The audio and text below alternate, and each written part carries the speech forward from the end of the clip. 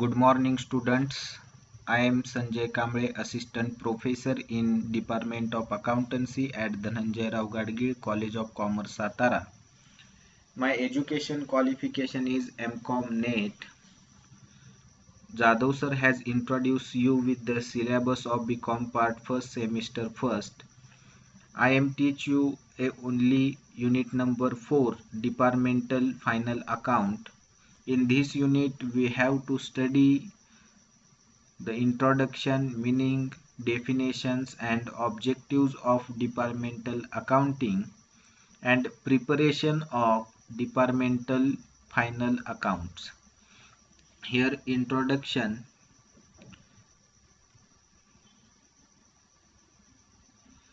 Department as a part with a special or allotted functions, spheres of activity, duty or competence. A large business concern may be divided into different departments, that is sections. Each department carries out a specialized activity. All the departments operates under one roof, unlike branches which may be located in different and distant places. In modern technical terms, a department is known as a segment. The division into departments is based on various factors such as functions, products, or processes. A large manufacturing concern may be divided into different departments based on various functions.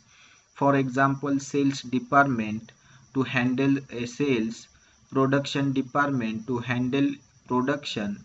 A large departmental store, on the other hand, may be divided into different departments on the basis of different products or services.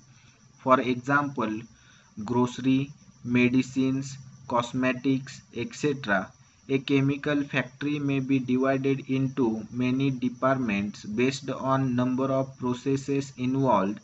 For example, process A, process B and process C, etc.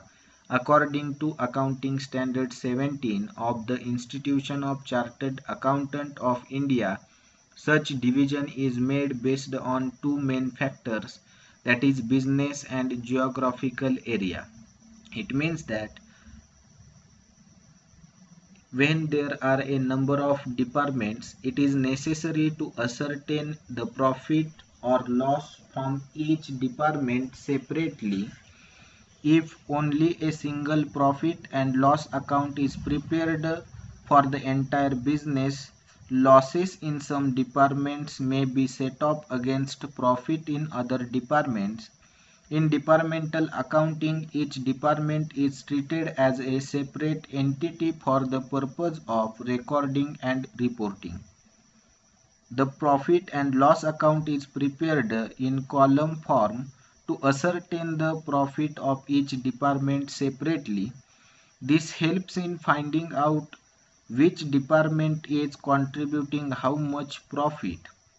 The owners can decide whether any department is making losses or too little profit and hence should be closed down or reorganized. The commission of departmental manager can be decided on the basis of the profit of each department. Thus, department-wise accounting reports are useful for the management in planning, controlling and performance evaluation. Departmental accounting reports are only for the use of internal management.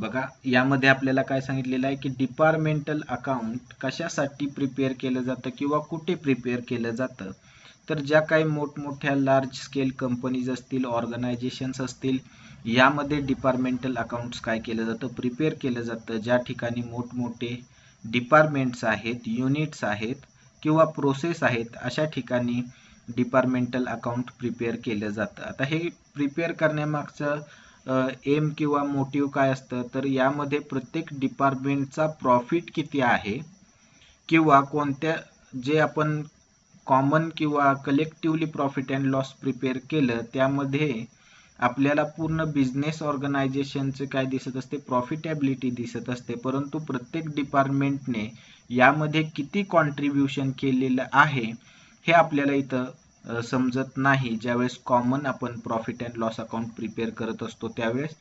म्हणून इथं प्रत्येक department किती contribution करतंय प्रॉफिटमध्ये हे find out करण्यासाठी आपण departmental account काय करत असतो, प्रिपेअर करत असतो.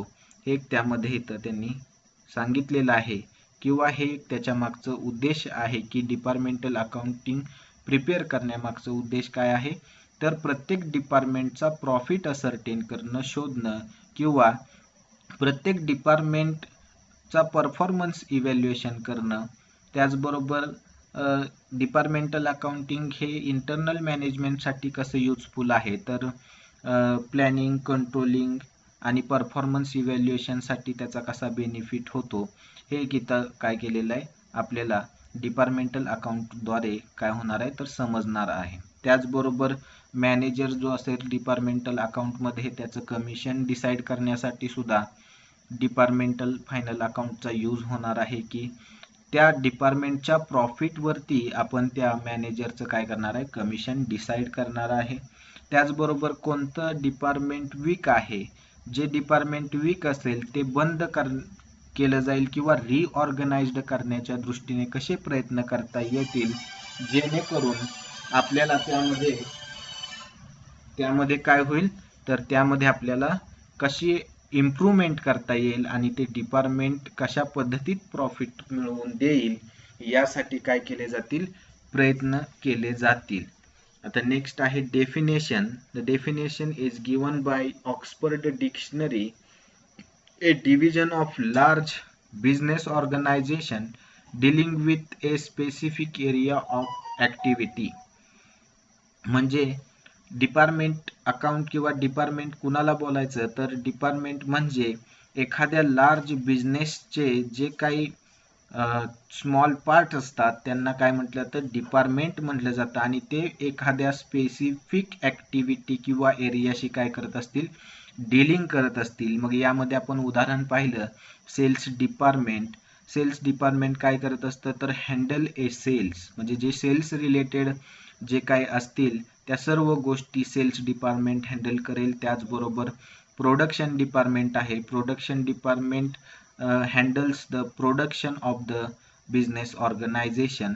या वेगवेगळ्या केलेल्या डिव्हिजनला आपण काय म्हणत असतो तर डिपार्टमेंट असं म्हणत असतो. Now we are going to discuss the objectives of departmental accounting. Here first objective to check out and inter departmental performance. बघा डिपार्टमेंटल फायनल अकाउंटमुळे काय आपल्याला माहिती मिळते तर यामुळे आपण काय करत असतो तर इंटरनल डिपार्टमेंटचा परफॉर्मन्स कशा पद्धतीचा आहे, पुअर आहे, वीक आहे, स्ट्रॉंग आहे, इनसफिशियंट आहे, हे यातून आपल्याला काय होत असतं तर समजत असतं. यासाठी आपण डिपार्टमेंटल फायनल अकाउंट प्रिपेअर करत असतो.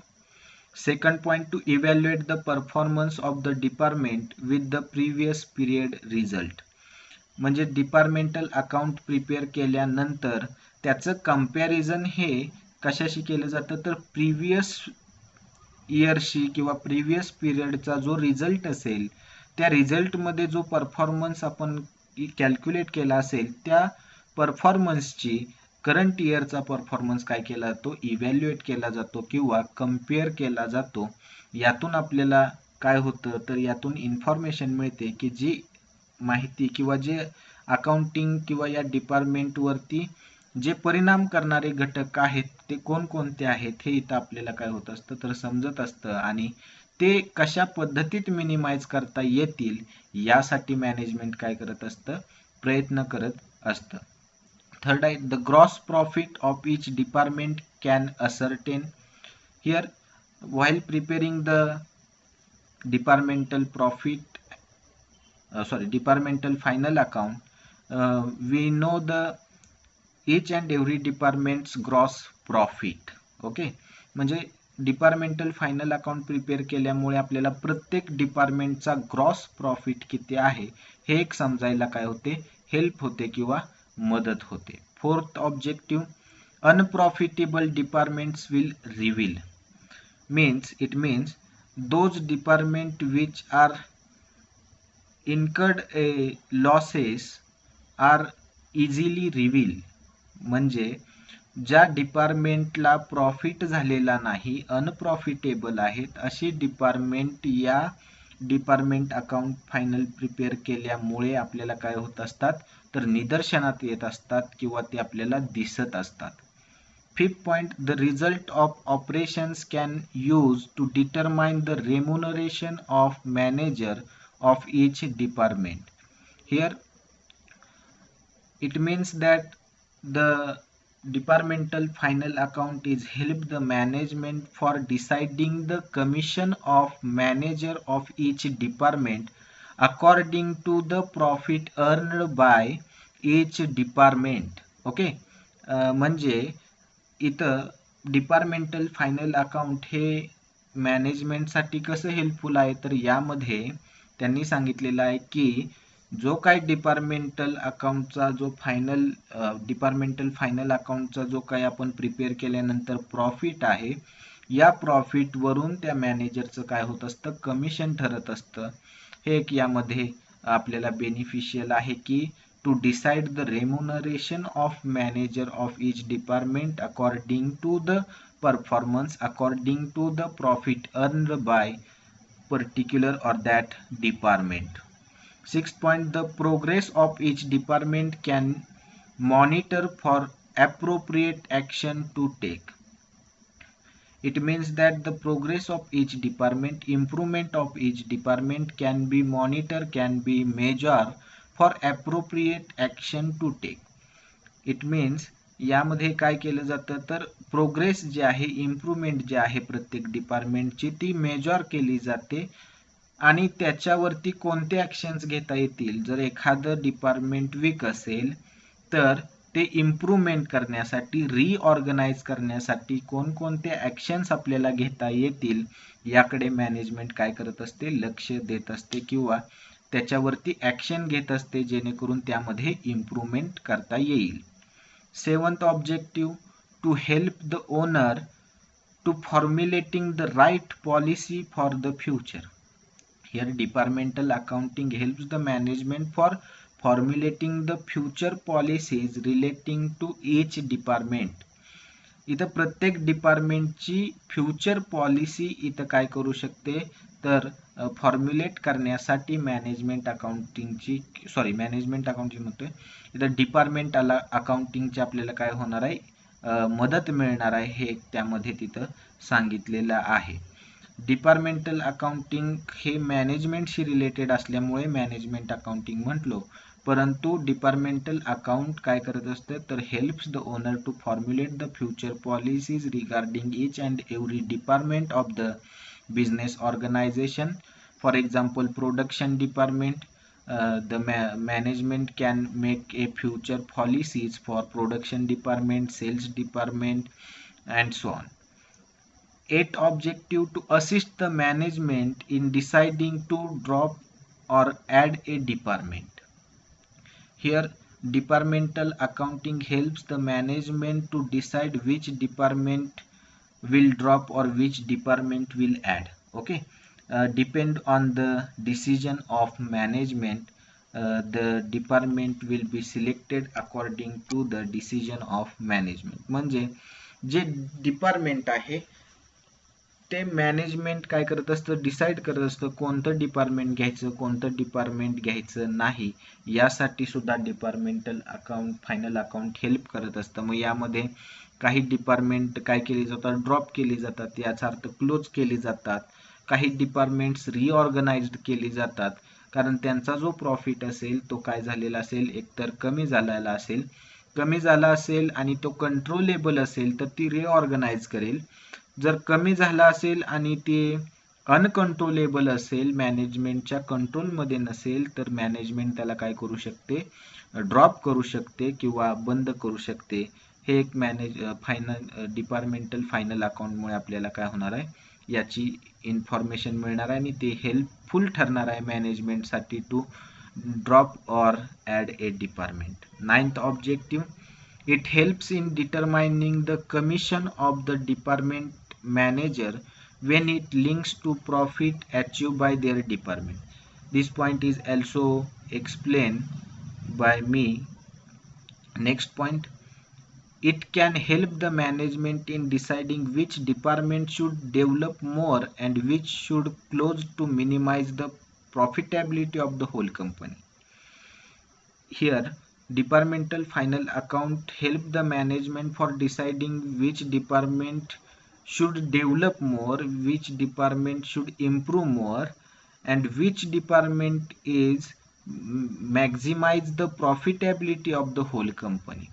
Here, the management can easily find out which department is maximize the company's profit, so that the departmental final account is helpful for management for finding out which department is contributing more for the whole company's profit. Okay. 11th objective, to provide detailed information about the entire organization. Here departmental final account provides the entire details or entire information about the organizational performance during the period. Okay, म्हणजे departmental account हे पूर्ण business आपल्याला काय करत असतं, information reveal करत असते, performance show करत असते. त्याच्यावरून आपल्याला कंपनीचा परफॉर्मन्स काय आहे, कोणत्या डिपार्टमेंटचं कॉन्ट्रीब्युशन कंपनीसाठी स्ट्रॉंग आहे, हे यातून आपल्याला काय होत असतं तर समजत असतं किंवा दिसत असतं. 12. To assist management for cost control. Departmental account helps the management for controlling the cost of product or cost of production. Okay. 13. It also helps in allocating costs to various departments and therefore helps in better control of the cost of departments of the company. It also helps in allocating cost for various product, various job, various activities of department. Therefore, it helps in better control over the cost of each department of the company. म्हणजे इथं departmental accounting मध्ये काय केलं जातं तर कॉस्टचं allocation हे त्याच्या department वरती केलं जातं आणि त्याचा बेनिफिट असा होतो की मॅनेजमेंट काय करते तर कंट्रोल करते त्या कॉस्टवरती, प्रत्येक डिपार्टमेंटच्या कॉस्टवरती काय करत असते कंपनीचा किंवा मॅनेजमेंटचा कंट्रोल राहत असतो. यासाठी सुद्धा डिपार्टमेंटल फायनल अकाउंट्स आपल्याला प्रिपेअर करणं हेल्पफुल ठरत असतं. 14th and last, for a company that is dealing with multiple product, it is much easier to control and monitor several departments based on the product they sell rather than controlling it as one single business.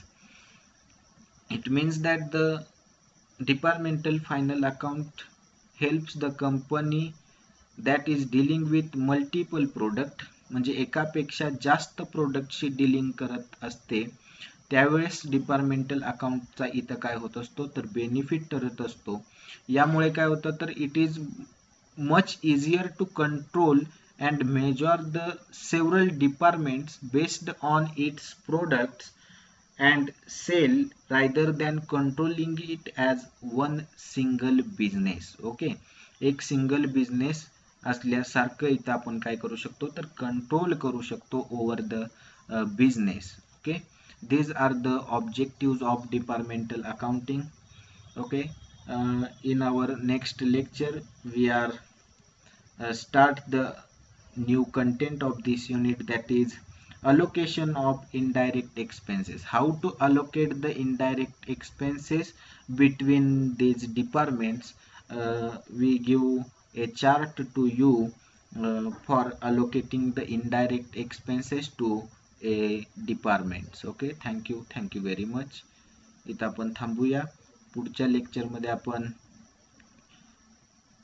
Departmental final account कशा पद्धतीत prepare करायचं आणि प्रत्येक डिपार्टमेंटला किंवा कोणकोणत्या डिपार्टमेंटला कसे खर्च वाटायचे याचा चार्ट मी तुमच्या समोर काय करणार आहे रिव्हील करणार आहे, एक्सप्लेन करणार आहे. आणि त्यानुसार किंवा त्याच्याच हेल्प घेऊन आपण काय करणार आहे, डिपार्टमेंटल फायनल अकाउंट तयार करणार आहे. Okay, thank you very much.